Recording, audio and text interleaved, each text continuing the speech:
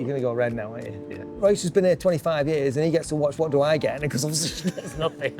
You did frustrate me a little bit at times, I know that. You too. I frustrated him as well, yeah. So how many miles were it in total? 185. At night? At night. In cold? In cold. You're nutter.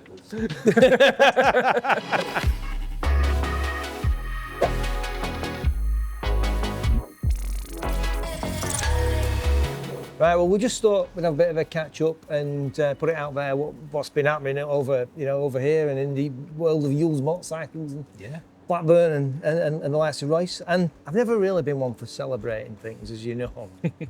Just carry on, don't we? Yeah. But it slipped by and I didn't make a big thing of it, and I probably should have done really, but we'd been going 40 years, haven't we? Yeah, it's a long time, So- isn't it? 40 years in the business. 1985. So Royce here had been with us 25 years. Yeah. Which is an absolute milestone. And we did celebrate that. Yeah. We did celebrate that quite intimately, quite nice. We had a bit of an experience yesterday. We went out for some lunch. Me and Royce had a little trip to a jeweller's shop in Preston. We bought him a nice watch. Yeah, that's a lovely watch. And that was just to say thank you. And it was nice to do that. It was nice to be able to do that. We sat talking at lunchtime, didn't we, about the business and how it's changed. And It's incredible, isn't it? Where you come from and what we used to do, Yeah. stuff like breaking bikes, selling Yeah. MZs and stuff. Yeah, it's incredible. It's an incredible journey, isn't it, really? Yeah.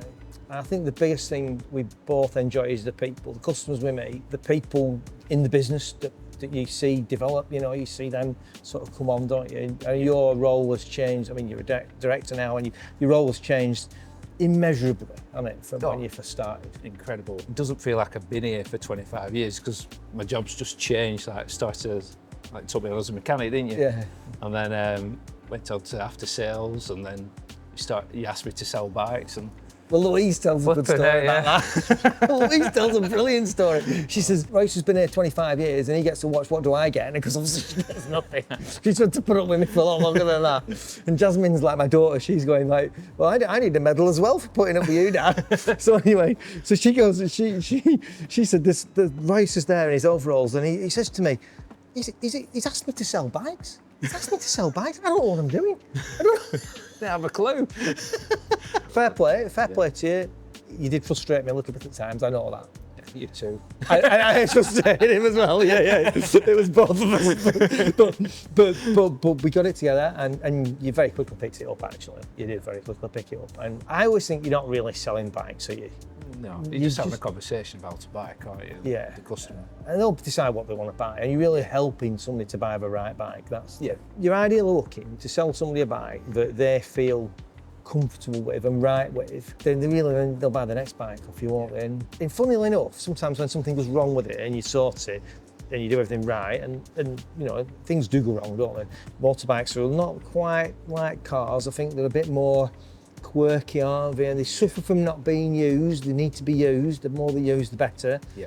They're out there in the elements, so the electrical connections, everything's exposed, corrosion can set in, salt's terrible for motorbikes, awful. Yeah. People have no idea how bad that is. But you can protect against all that, and you can, I use a bike all year round. You've just got to, like with customers, you've got to build a relationship, haven't you? Because there is a point where the customer stops being a customer. You see them, they're coming for a brew, you have a chat. It's brilliant, isn't it? That's what it's all about. Yeah, and clearly you've got to make some money out of the job, otherwise you're not here to be. And that's quite interesting, having watched Dealers fold. I went past the empty completely motorbike place in Worcestershire the other day. Quite sad to see Kawasaki all empty, nobody there.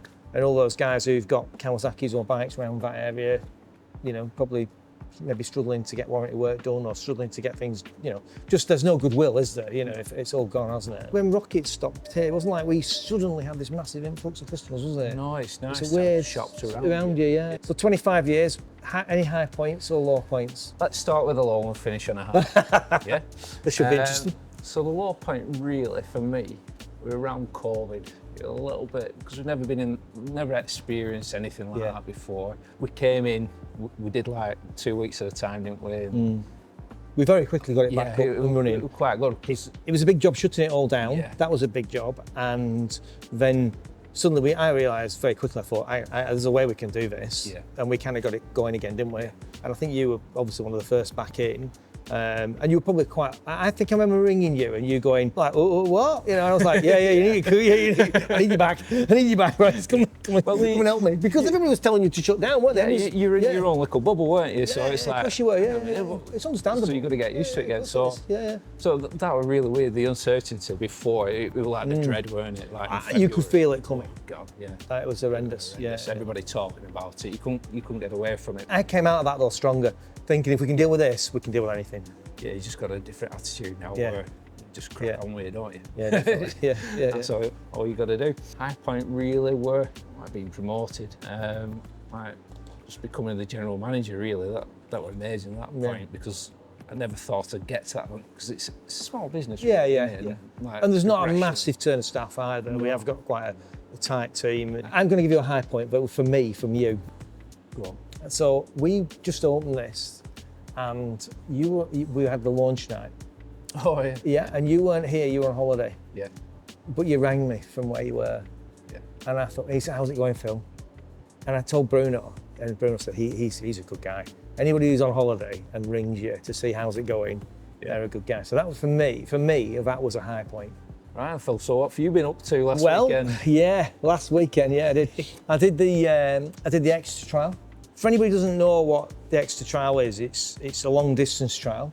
It's 185 miles, 16 sections, off-road sections in that, with some tests as well, special tests as well. It's overnight, so obviously you're in the dark, so some of the trials, it's like really weird because some of these sections, you look at them and you have to do it as trials tyres, so you've not got enduro tyres, but some of the sections you look at and you think, with any pair of enduro bike, pair of enduro tyres, and you'd fly them, you know what I mean? No problem. But so you do it at 2 o'clock in the morning when you're knackered. No chance. No light. So there's some guy on YouTube going like, this is how you go up Tinterton or whatever it is, and dead easy. You haven't driven down here for a kick-off, 11 o'clock till 3 hours before maybe we get to that hill. It's not in the dark, it's not -4, it's like a bloody Sunday afternoon. You've got to get yourself in the zone, and do it. So I'm doing it on a CRF 250. Yeah.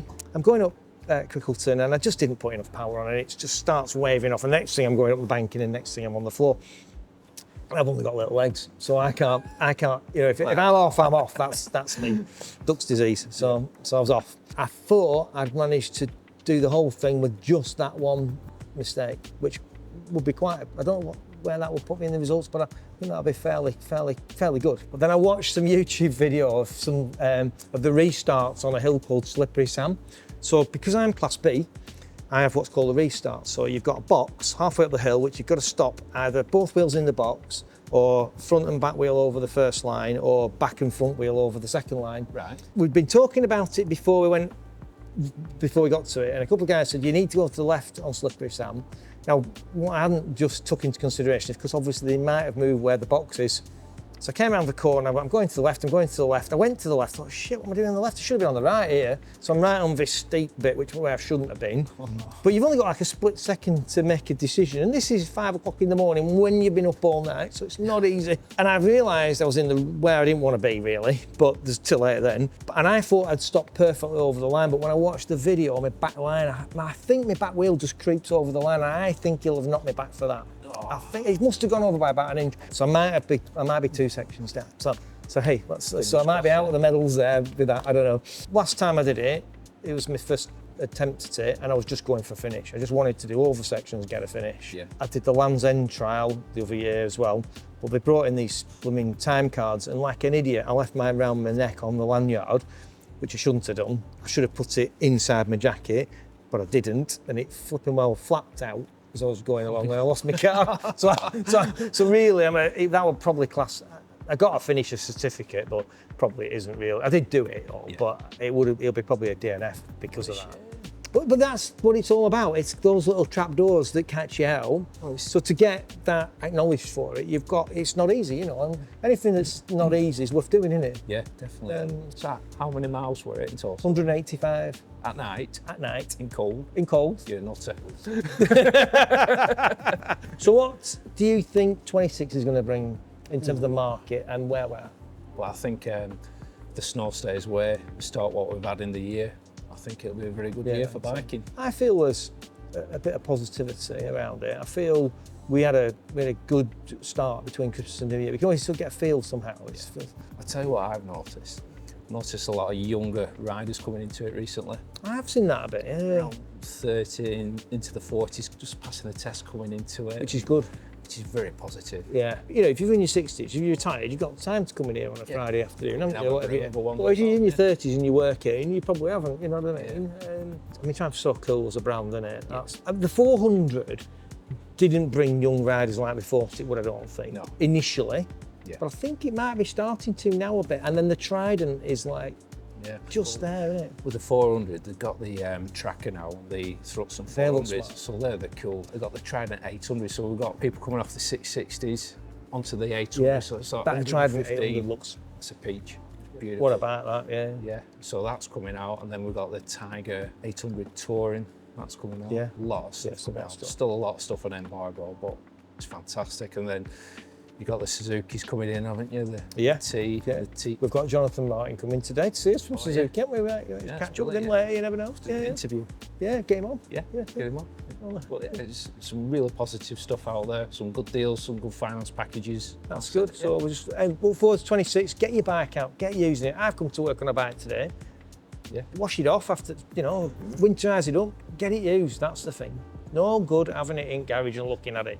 Use it. Spot on.